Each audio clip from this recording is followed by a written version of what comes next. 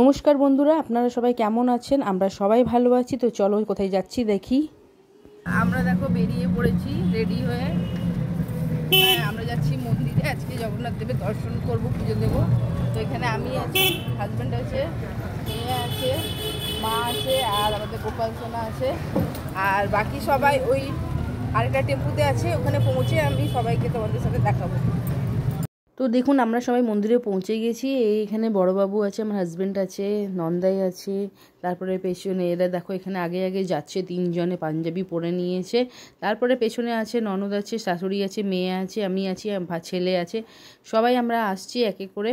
তো পেছনে আস্তে আস্তে আমাদেরকে আগে জুতো তো সব জমা দিতে হবে, তারপরে আমরা মন্দিরে গিয়ে প্রবেশ করব।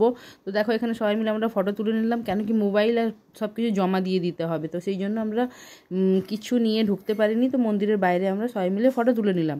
তারপরে আমরা সবাই রেডি হয়ে বেরিয়ে পড়লাম লিঙ্গরাজ মন্দির দর্শনের জন্য। ভুবনেশ্বরের উদ্দেশ্যে সবাই গাড়িতে দেখো বসে আনন্দ করতে করতে গান শুনতে শুনতে বেরিয়ে পড়লাম। তো দেখো আমরা মন্দিরে একদম পৌঁছে গেছি। তো এই মন্দিরটা পুরো প্রদক্ষিণ করেছি। এত রোদ ছিল ভিডিও বানাতে পারিনি। ওখানেও গিয়েও ফোন জমা নিয়ে নিয়েছে, পার্স জমা নিয়েছে, সব জমা নিয়ে নিয়েছিল, তাই কোনো ভিডিও দিতে পারিনি। কয়েকটা ফটো নিয়েছি, সেগুলো তোমাদের সাথে শেয়ার করলাম।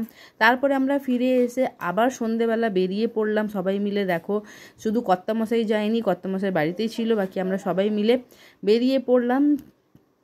অটো করে যাচ্ছি মন্দিরে, সন্ধে আরতি দেখব। ঠাকুরের ঝান্ডা যেটা দেখবে, জগন্নাথ মন্দিরের মাথার উপরে দুটি ঝান্ডা থাকে, একটা থাকে একদম চূড়ার উপরে, সেই ঝান্ডাটাও পাল্টায় প্রত্যেক দিন, আর অনেকগুলো ঝান্ডা লাইন করে থাকে, সেগুলোও পাল্টায়। তো দেখো রাস্তায় যেতে যেতে রথের সব মানে রথ তৈরি হচ্ছে, কিছুদিন পর রথ। আমরা যখন ছিলাম তখন স্নানযাত্রার কিছুদিন আগেই, স্নানযাত্রার দুদিন আগে আমরা ওখানে ছিলাম।